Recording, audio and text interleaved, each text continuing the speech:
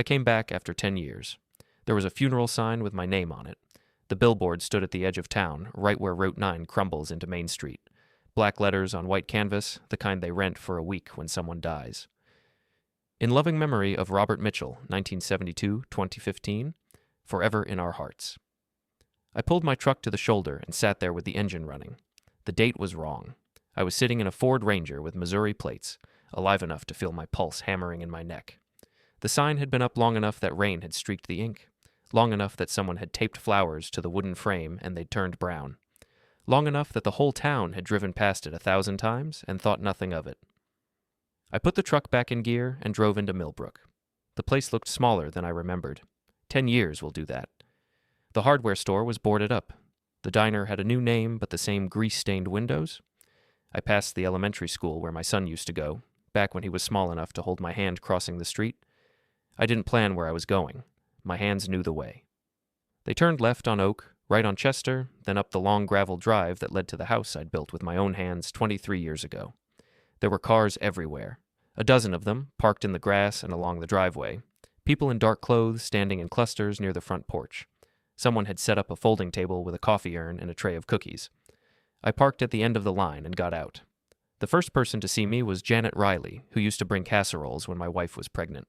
Her face went white. She dropped her paper cup and coffee splashed across her shoes. "Oh my God," she said. Then everyone was looking. The conversation stopped. Someone's phone slipped from their hand and hit the ground. I heard the crack of the screen from 15 feet away. I walked up the driveway. My boots crunched on gravel. Nobody moved. The front door opened and my son stepped out. He was 31 now. I'd missed his 20s entirely. He wore a dark suit that fit him well, the kind you buy when you're doing okay for yourself. His hair was cut short and neat. He looked like someone who paid his bills on time and voted in local elections. He looked at me the way you'd look at a stranger. "Can I help you?" he said. I stopped walking. "Danny." His face didn't change. "I'm sorry. Do I know you?" Behind him, a woman appeared in the doorway. Mid-20s, blonde, wearing a black dress and too much makeup. She put her hand on Danny's arm. "Who is it?" she said. "I don't know," Danny said. He was still looking at me. "Sir, this is a private gathering. If you're lost, I can give you directions back to the highway." I could feel everyone watching. Janet Riley had her phone out now, filming. A man I didn't recognize had stepped closer, his hand hovering near his belt like he might need to reach for something. "Danny," I said again. "It's me. It's your dad." The woman in the doorway made a small sound. Danny's jaw tightened. "I don't know who you are or what kind of sick joke this is, but you need to leave. Now." "You're trespassing," Danny said. "This is my property. You have 10 seconds to get back in your truck or I'm calling the police." Someone in the crowd said, "Should we do something?" Danny held up his hand. "It's fine. He's leaving." But I wasn't leaving. I took another step forward. "Where's your grandmother?" I said. "Where's my mother?" Danny's face went hard. "Get him out of here." 2 men came forward. One of them I recognized, Tommy Vasquez, who'd worked construction with me back before everything went to hell. He wouldn't meet my eyes. "Come on, buddy," Tommy said. "Let's not make this worse." "Tommy, it's me. It's Robert." "I don't know who you are," Tommy said, "but you're upsetting people." They took me by the arms. I didn't fight. What would be the point? I let them walk me back down the driveway while everyone stared. Janet Riley was still filming. Someone else had their phone out too. They put me in my truck and Tommy leaned in through the window. "Listen," he said quietly. "There was a service. There's a grave. Whatever you're trying to pull, it's not going to work. Tommy, look at me." He did. For just a second, I saw something flicker in his eyes. Doubt, maybe, or recognition. But then it was gone. "Leave," he said. "Don't come back." I drove back down to Main Street and parked behind the old Methodist church. My hands were shaking. I sat there until they stopped. A grave, a service, 10 years. I pulled out my phone and searched my own name. The obituary came up immediately. Robert James Mitchell, 43, of Millbrook, passed away unexpectedly on March 14, 2015. He is survived by his son Daniel and his mother Patricia. A celebration of life will be held at Riverside Funeral Home. In lieu of flowers, donations may be made to the Millbrook Community Fund. There was a photo. It was me, but younger. A picture from before everything fell apart. I was smiling. I looked happy. I scrolled down. Someone had left a comment 2 weeks ago. Still miss you, Rob. Hope you're at peace. I closed the browser and called the one person who would answer. She picked up on the third ring. Robert? My wife was quiet for a long time. Where are you? She said finally. Millbrook, at the church. Did you see Danny? He called me a homeless man. He had me thrown off the property. Another silence. I'm leaving tonight, she said. I'll be there by morning. Don't do anything until I get there. Alice, what the hell is going on? We'll figure it out, she said. Just stay out of sight until I arrive. Can you do that? I told her I could, but I was lying. I drove back out to the house after dark. The cars were gone. The folding table was still there, empty except for a stack of unused napkins fluttering in the wind. I walked around to the back. The motion lights didn't come on, someone had disabled them, or they'd burned out. I moved slowly, staying close to the tree line. The chicken coop was still standing. I'd built it myself 15 years ago when my mother got it in her head that she wanted fresh eggs. It was a good-sized structure, 6 feet tall and 10 feet across, with a slanted roof and wire mesh walls. There was a light on inside. I got closer. My mother was sitting on the ground. She had a blanket wrapped around her shoulders and a plastic bowl in her lap. She was eating something with her fingers, slowly, like it hurt. The door to the coop had a padlock on it. I stood there in the dark and watched my 74-year-old mother eat dinner in a chicken coop. She must have sensed me because she looked up. Her eyes found mine through the mesh. For a second, neither of us moved. Then she smiled. It was the saddest thing I'd ever seen. Robert, she whispered. Mom. I tried the lock. It was solid, new. Hold on, I said. I'm going to get you out. No, her voice was sharp. No, you have to go. If they find you here, they'll hurt you. They'll call the police and say you were trying to break in. Mom, you're locked in a chicken coop. It's not so bad, she said. She held up the bowl. I get dinner if I'm good. If you're good? She looked away. I have to pose. For pictures. They show people that I'm being taken care of. My vision narrowed. My hands were fists. How long? I said. 2 years, maybe 3. I don't remember anymore. Danny did this. Her idea, my mother said. The girl he married, Victoria. She said it was better this way. Said I'd get better care if I proved I was grateful. I wanted to rip the door off its hinges. I wanted to burn the whole place down. Robert, my mother said, promise me something. Anything. Promise me you'll be smart. Whatever you do, be smart about it. They're not stupid. They've been planning this for a long time. Planning what? Making you disappear, she said. They needed you gone so they could take everything. The house, the land, your reputation. They couldn't just kick you out. They had to erase you completely. I heard footsteps on the gravel. Someone was coming. Go, my mother said. Please, go now. I backed into the shadows and ran. Behind me, I heard Victoria's voice, bright and cheerful. How's my favorite mother-in-law? You're ready for your close-up? I made it back to the truck and drove to the motel on Highway 9. It was the kind of place that took cash and didn't ask questions. I got a room on the ground floor and sat on the bed with the lights off. At 3 a.m, I heard Alice's car pull up outside. She didn't knock. She had a key to my room somehow. She'd called ahead, probably. The door opened and she came in and sat down next to me. We didn't hug. We hadn't seen each other in 6 months, but we didn't hug. Tell me everything, she said. So I did. When I finished, she was quiet for a long time. It takes 7 years if someone's missing. It's been 10. Everything you owned went to Danny as your next of kin. The house, the bank accounts, everything. What about my mother? She's his heir too. Declared mentally incompetent. Danny's her legal guardian. He makes all her medical decisions, controls her finances, everything. How do you know all this? Alice looked at me. Her eyes were tired. Because I've been fighting it for 8 years. I hired lawyers. I filed petitions. I tried to get someone to listen. But I wasn't married to you anymore, so I had no standing. And you were gone, so there was no one to contest it. Why didn't you tell me? I did. I called you. I emailed you. You told me to stop. You said you didn't want anything to do with Millbrook or anyone in it. You said you were done. I remembered. I'd been angry. I'd been hurt. I'd told her to leave me alone, and she had. I'm sorry, I said. Save it. Alice stood up. We need a plan. If you walk into a police station and say, hey, I'm alive, they'll arrest you for fraud. Danny's been collecting survivor benefits in your name for 10 years. That's federal. They'll assume you were in on it. So what do I do? She looked at me. What do you want to do? I thought about my mother in that chicken coop. I thought about Danny calling me a homeless man. I thought about 10 years of my life erased like I'd never existed. I want them to pay, I said. Alice nodded. Then we make them pay, but we do it right. No police, no lawyers, no courts. They took everything from you using the system. We take it back the same way. How? She smiled. It wasn't a nice smile. He's running for town council, she said. Elections in 6 weeks. He's got billboards up all over town. Daniel Mitchell, building a better Millbrook. If he wins, he gets control over zoning, contracts, everything. He'll own this town. And reputations are fragile things, Alice said, especially for politicians.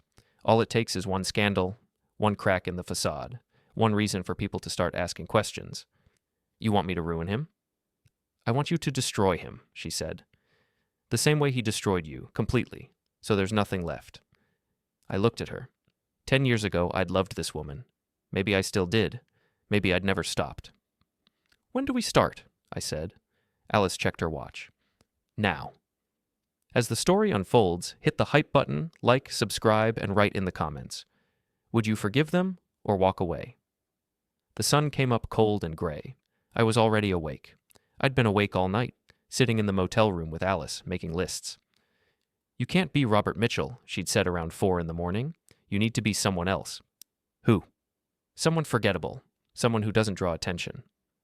So I became David Walsh, a drifter looking for work. Alice bought me clothes from the Walmart 2 towns over. Jeans, work boots, plain shirts with no logos. She bought me a baseball cap and cheap sunglasses. By the time she was done, I looked like half the unemployed men in the county. You'll need references, she'd said. A backstory. Keep it simple. You're from Ohio. You worked construction there until the plant closed. You're heading west, but you need cash for gas. That's it. Don't elaborate unless someone asks. Where do I apply? Anywhere Danny isn't, she said. The diner, the grocery store, the auto shop, places where you'll hear people talk. You need to know what they're saying about him, what they believe, where the cracks are. At 7 a.m, I walked into the Sunrise Diner. The same diner I'd eaten at 100 times, back when I had a name and a life. The owner was new, a woman in her 50s with tired eyes and quick hands. Help you? She said. Looking for work, I said. Anything available. She looked me up and down. Can you wash dishes? Yes, ma'am. Can you show up on time and not steal from me? Yes, ma'am. You got a drug problem? No, ma'am. She wiped her hands on her apron. $10 an hour, cash at the end of each shift. You work until we close. No breaks except to use the bathroom. No phone, no drama. We clear? Yes, ma'am. Start now, she said. Aprons in the back. I spent the next 8 hours up to my elbows in hot water and grease. The kitchen was cramped and loud and smelled like burned coffee and old fryer oil. The cook was a kid who couldn't have been more than 19. He had headphones in and didn't talk, but I could hear everything from the dining room. Did you see Danny Mitchell's new commercial? He's got my vote. That man turned his life around after his father died. Tragic, that, losing a parent so young. I heard he takes care of his grandmother, pays for everything, even built her a special cottage. I scrubbed a pan until my knuckles turned white. Around 2 p.m, Victoria came in. I recognized her voice before I saw her through the pass-through window. She sat at the counter with 2 other women, all of them dressed like they were heading to brunch at a country club. We're thinking about a fundraiser, Victoria said. Something elegant. Wine and cheese, maybe? Show people that Danny's not just another small-town candidate. He's got vision. How's your mother-in-law doing? One of the women asked. I heard she's been struggling. She has good days and bad days, Victoria said. Her voice was soft, sympathetic. Dementia's a terrible thing, but we're managing. Danny makes sure she's comfortable. We visit her every day. You're both saints, the other woman said. I kept washing dishes. I kept my head down. I breathed through my nose and counted backward from 100. When Victoria left, she didn't tip. At closing time, the owner, her name was Helen, paid me $80 in cash. She counted it out carefully, all 1s and 5s. You coming back tomorrow? She said. If you need me? Same time, she said. Don't be late. I walked back to the motel. Alice was waiting in her car. Well, she said, he's popular. People think he's a hero. They think he takes care of his grandmother out of the goodness of his heart. What else? Victoria's planning a fundraiser. Wine and cheese, trying to make him look sophisticated. Alice made a note on her phone. Good. That's good. Rich people at a fundraiser means photographers, means publicity, means scrutiny. It also means money, I said. They're raising funds. How do we compete with that? We don't, Alice said. We just make people wonder where the money's going. I looked at her. You think he's stealing? I think people steal all the time, she said. And I think a man who locks his grandmother in a chicken coop is capable of anything. That night, Alice drove me to the county records office. It was closed, but she had a friend who worked there, some woman she'd gone to high school with. The friend let us in through the back door and gave us 20 minutes. Property records, Alice said, pulling up files on an old computer. But look at this. She pointed to the screen. He refinanced 3 times in the last 5 years. Took out over $200,000 in loans against the property. For what? That's what we need to find out. She printed the documents and we left. The friend locked the door behind us and didn't ask questions. Back at the motel, Alice spread the papers across the bed. A house and land in Millbrook isn't worth $200,000, she said. Not even close. Someone's inflating the value, and someone's approving these loans knowing damn well they'll never get paid back. Who? Millbrook Savings and Loan, Alice said. Local bank. Small operation. Easy to manipulate if you know the right people. And Danny knows the right people? Danny is the right people, she said. He sits on the board of the Chamber of Commerce. He's friends with the bank president. He's been building connections for 10 years. That's how you steal in a small town. You don't rob anyone. You just make sure everyone owes you a favor. I looked at the papers. $200,000. Gone. Where's the money? I said. That's what you're going to find out. The next day, I went back to the diner. I washed dishes. I listened. I kept my mouth shut. Around noon, Danny himself came in. He sat in a booth by the window with 3 other men in suits. They ordered coffee and pie and talked loud enough for everyone to hear. The park renovation's going to cost more than we thought, one of them said. That's fine, Danny said. We'll find the funding. This town deserves nice things. You've got my vote, Danny. You've always looked out for us. That's what community means, Danny said. We take care of each other. I watched him through the pass-through. He looked so sincere, so genuine, like he actually believed the words coming out of his mouth. When he left, he tipped 20%. He's a good man, Helen said, pocketing the money. His father would be proud. I didn't say anything. That night I told Alice what I'd heard. Park renovation, she said. Let me guess, the contract hasn't been awarded yet. How do you know? Because it's an election year, she said. Danny's going to award himself the contract once he wins. He'll funnel the money through a shell company, pay himself twice, and no one will notice because everyone thinks he's a hero. Can we prove it? Not yet, she said. But we don't need proof. We just need suspicion. We need people to start asking questions. She pulled out her laptop and started typing. What are you doing? I said. Creating doubt, she said. One anonymous email at a time. Over the next week, I worked at the diner every day. I learned the rhythm of the town. I learned who ate where and when. I learned who was friends with who and who owed money and who was sleeping with someone else's wife. Small towns are made of secrets. You just have to know where to look. I saw my mother twice. Once through the window of Danny's car as he drove past the diner. She was in the passenger seat, dressed nicely, smiling for whoever might be watching. The second time was late at night when I drove past the house. I saw the light in the chicken coop. I saw her shadow moving inside. I didn't stop. Alice had made me promise not to do anything stupid. Not yet. We're building a case, she'd said. We're showing people who Danny really is. But we have to be patient. If you go charging in there, you'll end up in jail and he'll win. I don't care about winning, I'd said. Yes, you do, she'd said. You care about your mother, and the only way to save her is to destroy him completely, so be patient. I tried. On my 8th day at the diner, Tommy Vasquez came in. He sat at the counter and ordered coffee. I was bringing out clean plates, and I saw him through the pass-through window. He looked older, tired. His hands shook a little when he lifted the cup. You okay, Tommy? Helen asked. Fine, he said. Just a long week. I heard you're working on that development out by the highway. Yeah, it's good money. Danny Mitchell set that up, right? Tommy nodded. He's been good to us. Got us the permits, cut through the red tape. We'd still be waiting otherwise. He'll make a good councilman, Helen said. Yeah, Tommy said. He didn't sound convinced. After he left, Helen shook her head. That man's drinking again. I can smell it. I filed that information away. That night, I told Alice. Tommy Vasquez, she said. He's the one who dragged you off the property. Yeah. Did he seem guilty? He seemed scared, I said. Alice thought about that. Interesting. Why? Because people who are scared make mistakes, she said, and mistakes create opportunities. She sent me out the next day with a camera. Not a phone, a real camera, the kind that looks professional. She'd bought it at a pawn shop for $60. Follow Tommy, she'd said. See where he goes, see who he talks to, but don't get caught. I followed Tommy for 3 days. He went to work. He went to the bar. He went home to a small house on the east side of town where his wife yelled at him through the screen door. On the 3rd day, he met Danny at a construction site. I parked down the road and watched through the camera's zoom lens. They stood by a stack of lumber, talking. Danny's body language was relaxed. Tommy's wasn't. He kept looking around like he expected someone to be watching. Then Danny handed him an envelope. Tommy took it without looking inside. He put it in his jacket pocket and walked away. I took pictures of the whole thing. That night, Alice looked at the photos and smiled. Payoff, she said, or a bribe. Either way, it's leverage. What do we do with it? Nothing yet, she said. We save it. We keep building. And when the time is right, we use everything all at once. When's the time right? When he's at his highest, she said.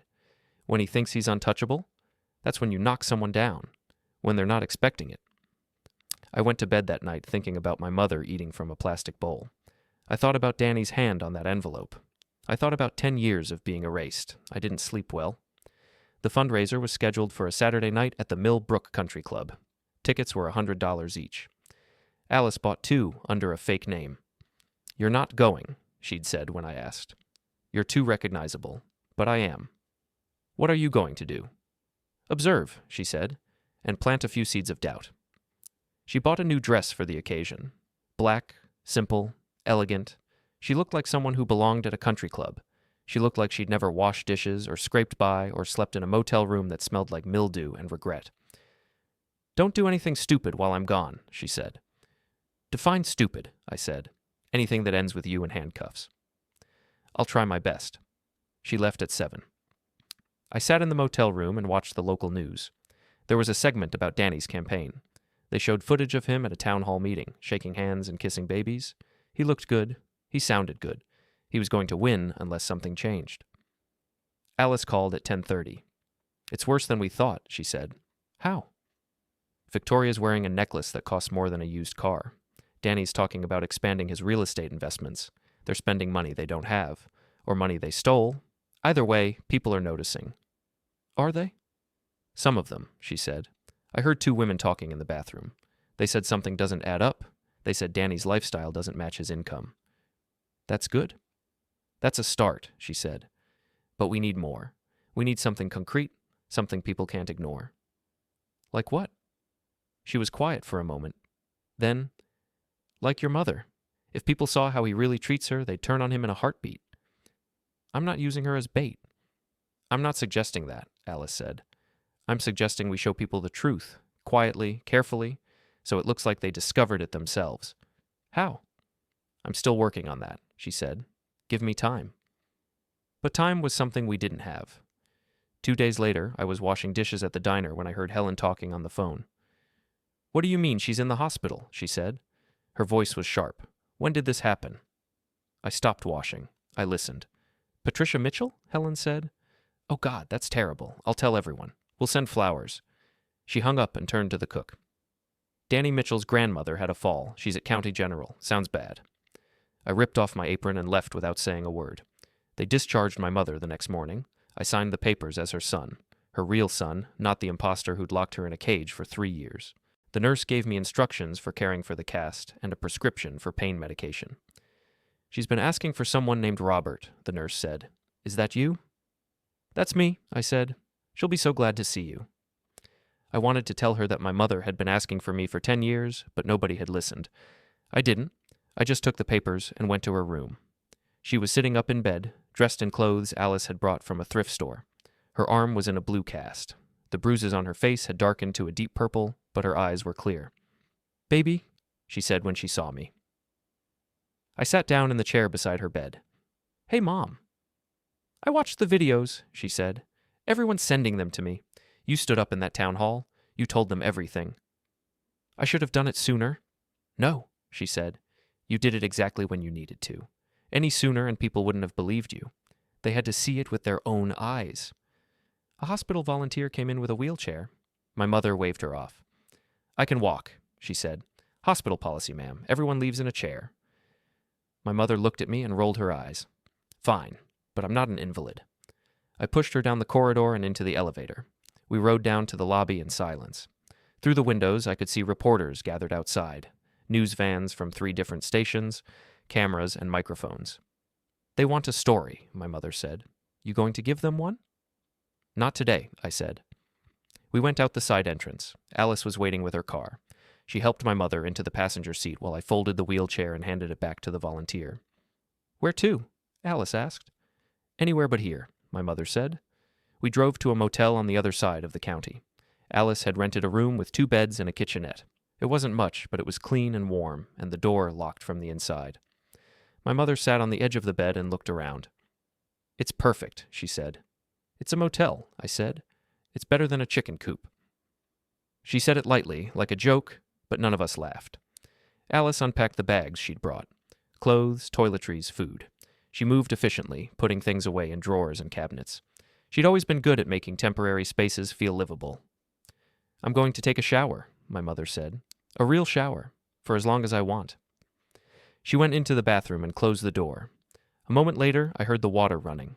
Alice sat down on the other bed. How are you holding up? I don't know, I said. I thought I'd feel different. Satisfied, maybe, but I just feel empty. That's normal, she said. You spent 10 years building up to this moment. Now that it's over, there's a void. It's not over, I said. Danny's out on bail. Victoria, too. The trial won't be for months. They'll plead out, Alice said. They have no defense. Everyone saw what they did. Everyone heard Danny's confession. And then what? Alice looked at me. Then you figure out what comes next. For you, for your mom, for us. Us, I repeated. She didn't say anything. The shower turned off. My mother emerged 20 minutes later, her hair wet, wearing clean clothes. She looked smaller somehow, older, but her eyes had life in them again. I'm starving, she said. Real food, not from a plastic bowl. We went to a diner, not the Sunrise, but a different one across town where no one knew who we were. My mother ordered pancakes and eggs and bacon and hash browns.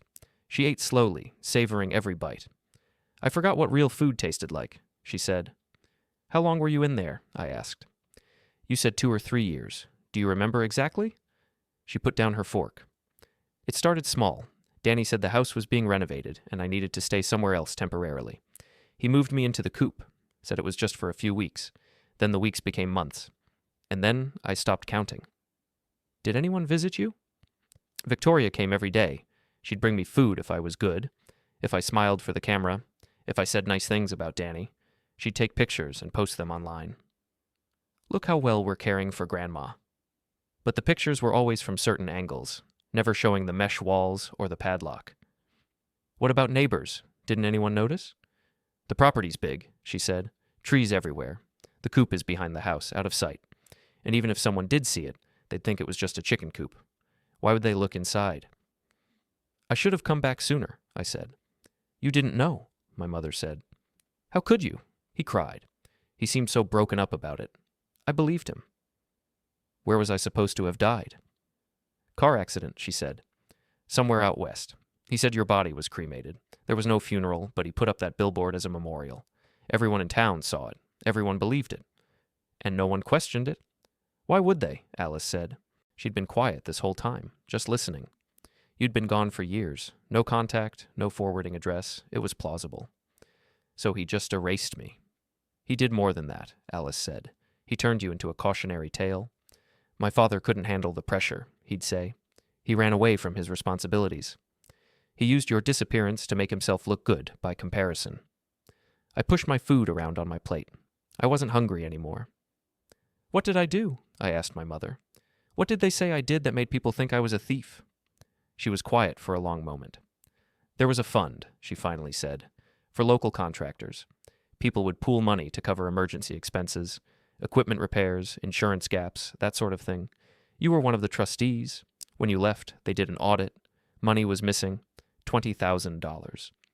I never took that money. I know, she said. But someone did, and you were gone, so you couldn't defend yourself. Danny made sure everyone knew about it. He even paid back some of the money himself. My father made mistakes, but I'll make it right. That's what he told people. He set me up. I think so, my mother said. Though I can't prove it, by the time I realized what was happening, it was too late. I was already in the coop, already cut off from everyone. We finished eating in silence. Alice paid the check, and we went back to the motel. That night, lying in the dark, I stared at the ceiling and tried to piece together the timeline. I'd left Millbrook in 2015 after my marriage fell apart and the town turned against me. I'd spent 3 years drifting, working construction jobs in different states, sleeping in my truck, trying to outrun my own anger. Then I'd met Alice again in Missouri. She'd tracked me down somehow. We'd tried to make it work, but we couldn't. Too much history. Too much pain. We'd stayed friends, though. Stayed in touch. She'd been the only person from my old life who still believed I hadn't stolen that money. And while I was gone, Danny had been building his empire on my corpse. The next morning, Alice's phone rang. She answered it, listened for a moment, then said, "We'll be right there." She hung up and looked at me.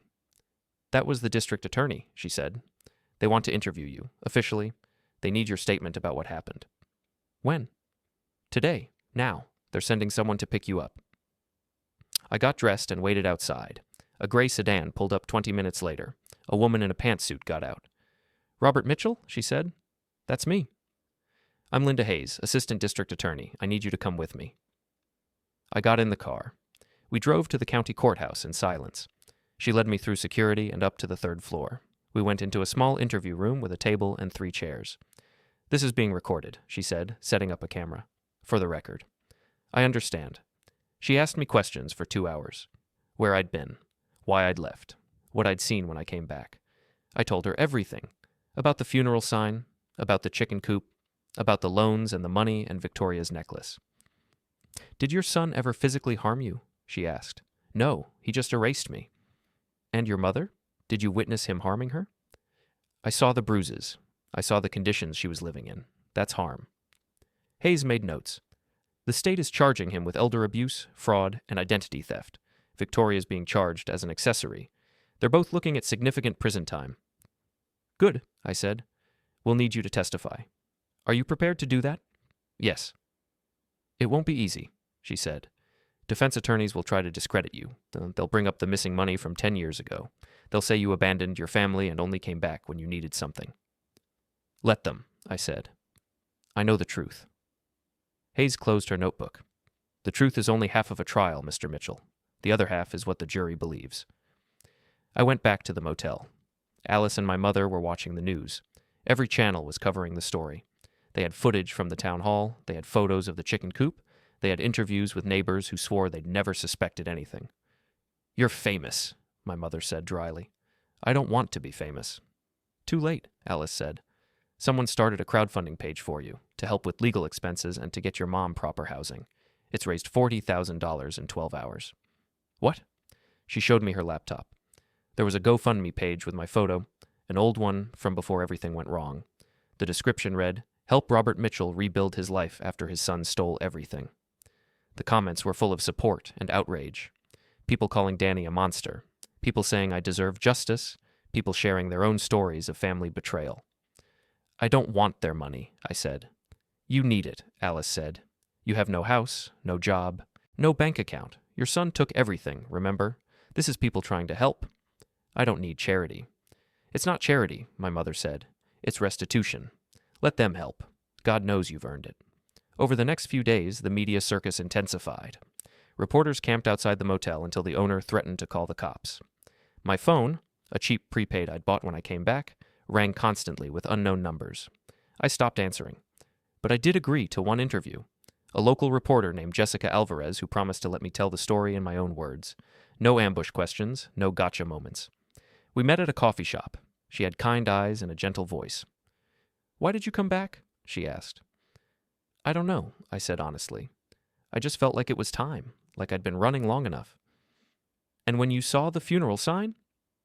"I thought it was a mistake. Then I realized it wasn't a mistake. It was a murder, not of my body, but of my existence." She wrote that down. "What do you want people to know about your son?" she asked. "I want them to know he's not the person they think he is. He's smart and charming, and he knows how to make people believe him. But underneath that, he's capable of cruelty. Real, calculated cruelty. Do you still love him? I thought about that. I love the boy he used to be. The kid who believed in superheroes and cried when our dog died. But that person doesn't exist anymore. Maybe he never did. The interview ran the next day. It was fair. Sympathetic. It made me look human instead of like a vengeful ghost. Hey, Alice read it and said, "This is good. Public opinion matters, especially if this goes to trial." When's the trial? They set a date. 6 months from now? Unless they plead out. They won't plead, I said. Danny's too arrogant. He thinks he can talk his way out of anything. I was right. 3 weeks later, Danny and Victoria both rejected plea deals. They were going to fight the charges. Their lawyer, an expensive suit from the city, held a press conference outside the courthouse. "My clients are innocent," he said. "This is a witch hunt orchestrated by a man with a grudge. Robert Mitchell abandoned his family 10 years ago. Now he's come back with wild accusations and no proof. We look forward to clearing their names in court." I watched the press conference on TV. Danny stood behind the lawyer, looking somber and serious. Victoria held his hand. They looked like victims. "He's good," Alice said. "The lawyer. He's spinning this." "Let him spin," I said. "We have the truth." "The truth and $5 gets you a cup of coffee," Alice said. "We need more. We need to make sure people see who Danny really is, not the version he shows the world, the real version." "How?" she smiled. "By making him show his hand." The plan was simple. Too simple, maybe. But sometimes the obvious move is the right one. "You're going to confront him," Alice said. "In public. Force him to react, and I'll be there to film it." "He won't react," I said. "He's too controlled. He'll just walk away." "Not if you push the right buttons." "What buttons?" Alice pulled out her phone and showed me something. It was a property listing. A house in Millbrook. 3 bedrooms, 2 baths. Modest, but nice. "That's my house," I said. "It was your house," Alice corrected. "Danny put it on the market last week. Asking price, $400,000. It's not worth $400,000. I know, he's inflating the value, probably planning to sell it to a friend for a kickback, or use it to launder money he got from somewhere else. Either way, it's fraud." "Can we prove it?" "Not yet," Alice said, "but we can make him nervous. Make him think we're onto him. Make him do something stupid." We drove to the real estate office that had the listing. It was in a small strip mall between a nail salon and a tax preparation service. Alice went in first. I waited in the car. She came out 10 minutes later with a business card and a smile. "Open house this Saturday," she said. 2 to 5. Anyone can attend." And Danny's going to be there. The listing agent said he's very involved in the sale. Wants to meet potential buyers personally. "Of course he does," I said. "He needs to make sure whoever buys it is willing to play along with whatever scheme he's running." Saturday came. We arrived at the house at 2:30, after a few other cars had already pulled up. I'd shaved and put on clean clothes. I looked respectable, forgettable. Danny was in the living room, shaking hands with a young couple. He wore khakis and a blue button-down. Casual but put together. His smile was fixed in place like a mask. He didn't see me at first. I moved through the room slowly, examining everything. The house still had the bones I'd built, but Danny had changed things. New paint, new flooring. The fireplace I'd laid brick by brick was covered with a modern gas insert. In the kitchen, I found Victoria. She was setting out cookies on a tray, playing hostess. "Can I help you with something?" she said when she saw me. "Just looking," I said. Recognition dawned in her eyes. "You?" "Me," I said. She set down the tray. "You need to leave, now. It's an open house. I'm a potential buyer. You're a trespasser." "I'm the original owner," I said. "I built this kitchen with my own hands. I laid that tile. I installed those cabinets. This is my house." "It's not your house," Victoria said. Her voice was cold. "It stopped being your house the day you abandoned it." "I didn't abandon it. Your husband stole it. Daniel inherited it legally. That's how inheritance works. And now he's selling it for $400,000. Where's that money going?" "That's none of your business?" "It is my business," I said. "That makes the whole transaction fraudulent." Victoria's face flushed. "You don't know what you're talking about." "I know exactly what I'm talking about. I also know about the refinancing, the loans, the money that's gone missing from campaign funds. Should I keep going?" She stepped closer. "You're trying to destroy us. But it won't work. We have lawyers. We have friends. We have a community that supports us. You're just a bitter old man who can't accept that he failed. I didn't fail, I said quietly. I was sabotaged. Prove it. I will. Danny appeared in the doorway. He looked at Victoria, then at me. Is there a problem? No problem, I said, just admiring the craftsmanship. He stared at me for a long moment. This is private property. You're not welcome here. I thought it was an open house. Not for you, I smiled. You know what's funny? I built this place thinking it would be here for generations. I thought my son would raise his kids here. I thought my grandkids would learn to walk on these floors, but instead you're selling it to fund whatever con you're running now. Get out, Danny said. Make me. For a second, I thought he might actually try. His hands curled into fists. His jaw clenched. But then he noticed the other people in the house watching. He noticed their phones out. He forced his face into something resembling calm. I'm calling the police, he said. Go ahead, I said. I'd love to explain to them why you're selling a house that you obtained through fraud. Alice appeared from somewhere. She had her phone up, recording. Everything okay here? She said brightly. Danny looked at her, then at me, then at the small crowd that had gathered. Everyone needs to leave, he said. Open house is canceled. But we just got here, someone protested. I said leave. His voice was too loud, too angry. People started backing toward the door. The young couple I'd seen earlier hurried out without a word. Within minutes, the house was empty except for me, Alice, Danny, and Victoria. You're unraveling, I said. Everyone can see it. I'm not unraveling, Danny said. I'm trying to sell a house and you're interfering. Why are you selling it? That's none of your business. You need money, I said. You've been spending beyond your means. The fancy suits, the fundraisers, Victoria's jewelry, all of it costs money you don't have, so you're liquidating assets, trying to cover your tracks before someone notices. You don't know anything, Victoria said. I know you're wearing a $15,000 necklace, Alice said. She'd zoomed in on Victoria's neck with her phone. Where'd you get that? Campaign donations? Victoria's hand went to her throat. It's fake, a knockoff. Funny, Alice said, because I called the jeweler. It's not fake, and they have a record of Danny Mitchell buying it last month. Cash. Danny's face went pale. How did you? Because we've been investigating you, I said, for weeks. We know about the loans, we know about the shell companies, we know about every dirty deal you've made. And we're going to make sure everyone else knows too. You can't prove anything. We don't have to prove it, Alice said. We just have to show people the pattern. And once they start looking, they'll find it themselves. Victoria grabbed Danny's arm. We're leaving, now. They pushed past us and out the front door. We heard their car start and tear out of the driveway. Alice stopped recording and looked at me. That went well. He's going to do something stupid, I said. I know. That's what we want. We stayed in the house for a few more minutes. I walked through each room, remembering. The corner where I'd taught Danny to tie his shoes, the window where we'd watched thunderstorms, the closet where we'd measured his height every birthday. All of it was still here, but none of it felt like mine anymore. We locked up and left. That night, someone tried to break into Alice's car. We were at the motel, asleep, when we heard glass shattering.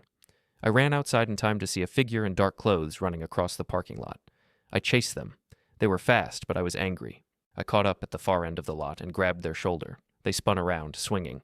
I blocked the punch and shoved them against a wall. It was a kid. Couldn't have been more than 20. He smelled like beer and fear. Who sent you? I said. Nobody. I was just looking for cash. Bullshit. Who sent you? I don't know his name. Some guy offered me $200 to trash the car. I swear that's all I know. I let him go. He ran. Back at the car, Alice was examining the damage. The driver's side window was smashed. Glass covered the seat. They're escalating, she said. We need to be careful. No, she said.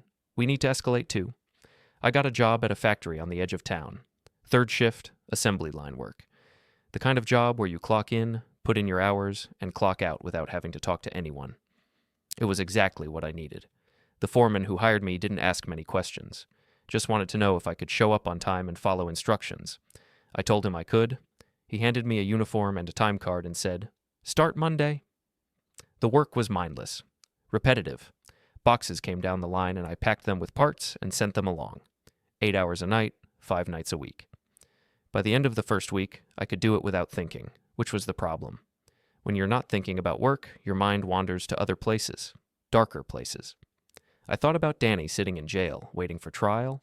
I thought about Victoria, probably in some comfortable arrangement, protected because she'd agreed to betray him. I thought about my mother, still living in a motel room, still recovering from 3 years in a cage.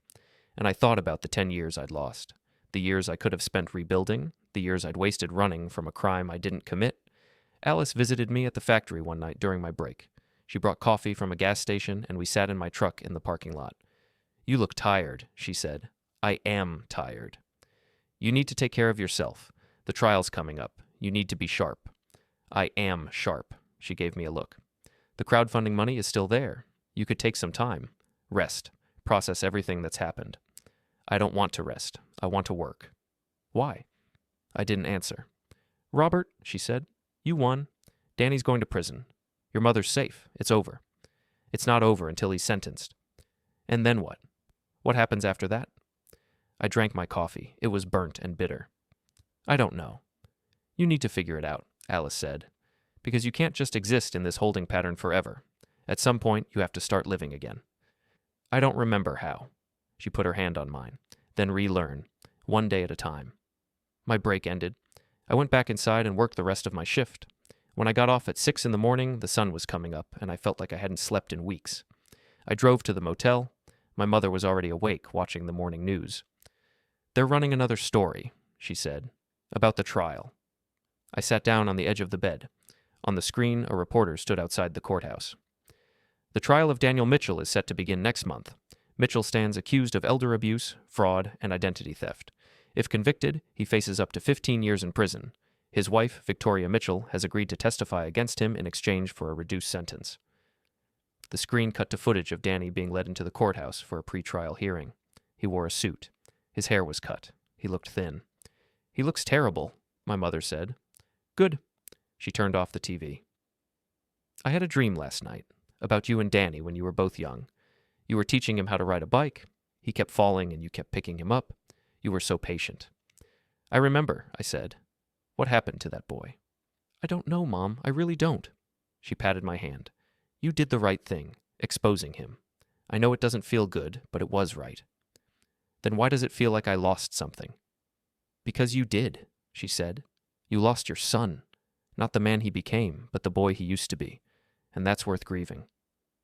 I went to bed, but I couldn't sleep.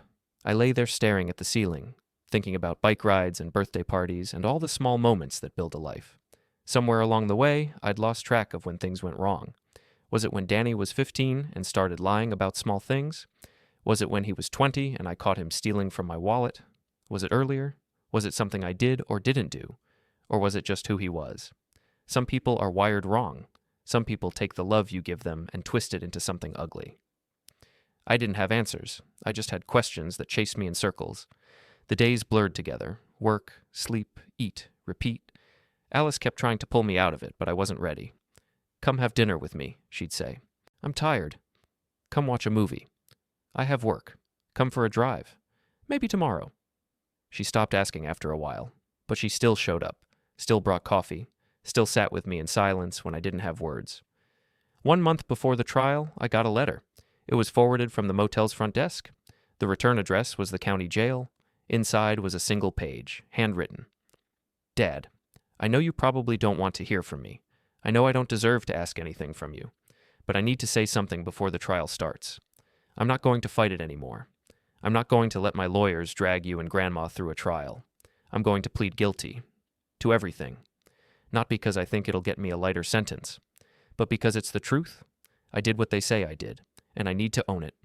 I know this doesn't fix anything. I know sorry isn't enough, but I am sorry. For all of it. Danny." I read it 3 times. Then I folded it up and put it in my pocket. Alice called that night. "Did you see?" she said. "See what?" "The news. Danny's changing his plea. He's pleading guilty." "I know. He wrote me a letter." She was quiet for a moment. "What are you going to do?" "Nothing. What is there to do?" "You could write back." "And say what?" "I don't know. Whatever you need to say." I didn't write back. What would be the point? The plea hearing was scheduled for the following week. I didn't plan to attend, but Alice convinced me. "You should be there," she said. "You should see him admit it publicly." "Why? I already know what he did." "Because closure matters, even if it doesn't feel like it." So I went. The courthouse was the same one where the town hall meeting had been. Different room, but same building. Same sense of small-town justice moving slowly but inevitably forward. The courtroom was half full, reporters, curious locals. My mother sat in the front row with Alice beside her. I sat in the back. Danny was brought in wearing an orange jumpsuit. His hands were cuffed. He looked smaller than I remembered, less substantial. The judge read the charges. Danny stood and said, "Guilty," to each one. His voice was steady, clear. The judge asked if he understood what he was pleading to. Danny said yes. "Do you understand that by pleading guilty, you waive your right to a trial?" "Yes, Your Honor." "Do you understand that you face up to 15 years in prison?" "Yes, Your Honor." "Very well. Sentencing will be in 30 days. That was it. Less than 15 minutes and it was over. Danny was led away. He didn't look at me, didn't look at my mother, just kept his eyes forward as they took him back through the door. Outside, reporters swarmed. They wanted comments. They wanted reactions. I pushed through them and got to my truck. Alice found me sitting in the parking lot. "You okay?" she said. "I don't feel anything," I said. "That's okay. You don't have to feel anything." "Shouldn't I feel something? Relief? Satisfaction? Anger?" "Maybe later," she said. "Right now you're just numb. That's normal." I drove back to the motel. My mother was sitting on the bed, staring at nothing. "It's over," she said when I came in. "Not quite. Still sentencing. But it's over," she repeated. "He admitted it. Everyone heard him." She started crying. Not sad crying. Something else. Relief, maybe. Or exhaustion. I sat down next to her and she leaned against my shoulder. "I'm so tired," she said. "I know, Mom. I want to go home." "Where's home?" "I don't know anymore." We sat like that for a long time. That night, I couldn't sleep again. I got up and drove around town, past the house I'd built, past the diner where I washed dishes, past the cemetery where my fake grave marker probably still stood. I ended up at the old park where I used to take Danny when he was little. There was a playground with swings and a slide. It looked the same as it had 20 years ago. I sat on a swing and pushed myself slowly back and forth. The chains creaked. I thought about all the things I could have done differently, all the choices that led here. If I'd stayed in Millbrook instead of running, if I'd fought the accusations instead of hiding, if I'd been a better father, a stronger man. But that kind of thinking was poison. It ate you from the inside. Alice found me there an hour later. I don't know how she knew where I was. She sat on the swing next to me. "I filed the paperwork," she said. "What paperwork?" "To get you legally alive again. It's a process, but it can be done. We'll need court orders and documents and probably a lawyer, but it's possible." "How long?" 6 months, maybe a year." "And then what?" "Then you exist again. Officially. You can get a driver's license, a bank account, a social security number, all the things that make you a person in the eyes of the law." "I'm already a person. You know what I mean." I did. "What about you?" I said. "What are you going to do after this is over?" She was quiet. "I don't know. Go back to Missouri, I guess. Back to my job. My life." "You have a life there?" "I have something that resembles a life." "You gave up a lot to help me." "I know." "Why?" She looked at me. "Because you would have done the same for me, because that's what people do when they care about each other." "Do you still care about me?" "Yes," she said simply. I never stopped. We sat on those swings until the sun came up. The sentencing hearing was on a Thursday afternoon. The courtroom was packed. Every seat taken. People stood along the walls. The local TV station had a camera crew. I sat in the front row with my mother and Alice. Victoria sat on the other side of the room with her lawyer. She wouldn't look at us. Danny was brought in. He'd lost more weight. His orange jumpsuit hung loose on his frame. When his eyes found mine, he held my gaze for a moment, then looked away. The judge entered. Everyone stood. We sat back down. The prosecutor stood first. She laid out the charges Danny had pleaded guilty to: elder abuse, fraud, identity theft. She recommended the maximum sentence, 15 years. "This was not a crime of passion," she said. "This was calculated, premeditated. The defendant spent years systematically destroying his father's life and abusing his grandmother. He showed no remorse until he was caught. The state believes the maximum sentence is appropriate." Danny's lawyer stood next. He was a public defender, assigned after Danny's expensive lawyer quit once the money ran out. "Your Honor," he said, "my client has accepted responsibility for his actions. He's pleaded guilty. He's not wasting the court's time with a trial. He understands the severity of what he's done. We ask for leniency." "On what grounds?" the judge asked. "On the grounds that he's young. He can be rehabilitated. 15 years is essentially a life sentence for a man in his 30s. "He gave his grandmother a life sentence when he locked her in a cage," the prosecutor shot back. The judge held up his hand. "I've heard enough arguments. I'd like to hear from the victims. Mrs. Mitchell, would you like to make a statement?" My mother stood. She was wearing a dress Alice had bought her. Her arm was still in a cast, but the bruises had faded. She walked to the front of the courtroom and faced Danny. "I raised you," she said. Her voice was steady. "When your father left, I was there. I cooked your meals. I helped with your homework. I loved you." Danny looked down at his hands. "And you repaid that love by treating me like an animal. You locked me in a cage. You made me beg for food. You humiliated me so you could look good in front of strangers." Her voice broke. "You took away my dignity, my humanity, and you did it for money, for political ambition, for things that don't matter." She wiped her eyes. "I hope you spend a long time in prison, and I hope every day you're there, you remember what you did to me." She sat back down. Alice put an arm around her. The judge looked at me. "Mr. Mitchell, do you wish to make a statement?" I stood, walked to the front, faced my son. I'd thought about what I wanted to say for days. I'd written speeches in my head, angry speeches, sad speeches, speeches full of all the things I should have said years ago. But standing there, looking at him, all those words evaporated. "You were my son," I said finally. "I would have died for you. I would have given you anything. All you had to do was ask." Danny's shoulders shook. He was crying. "Instead, you erased me. You took my name, my home, my life. You turned me into a ghost. And for what? Money? Power? Some pathetic need to feel important?" I stepped closer. "You want to know what the worst part is? I still love you. Despite everything, you're still my son. And that's what I'm going to have to live with for the rest of my life, knowing that I loved someone who was capable of this." I went back to my seat. The judge made some notes. "Daniel Mitchell," the judge said, "you've pleaded guilty to serious crimes. Crimes that show a pattern of cruelty and manipulation. The court has heard from your victims. They've made it clear the harm you've caused." Danny stood. "I've considered your age. I've considered that you have no prior criminal record. I've considered your guilty plea and your attorney's arguments for leniency." Danny's lawyer looked hopeful. "But I've also considered the nature of these crimes. You didn't make a mistake. You didn't lose control. You planned this. You executed it over years. You showed no remorse until you were caught." The judge leaned forward. "I'm sentencing you to 12 years in state prison. You'll be eligible for parole after 8 years, but only if you show genuine rehabilitation." Danny's knees buckled. His lawyer caught him. "As for Victoria Mitchell, she'll be sentenced separately, but given her cooperation, the state has agreed to recommend a suspended sentence with probation." The gavel came down. "This court is adjourned." Guards came and took Danny away. He looked back once as they led him through the door. His eyes found mine. I don't know what he was looking for. Forgiveness, maybe, or understanding. I gave him nothing. Outside, reporters descended.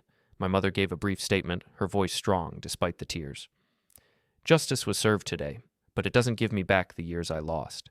It doesn't undo the humiliation. All it does is make sure he can't hurt anyone else."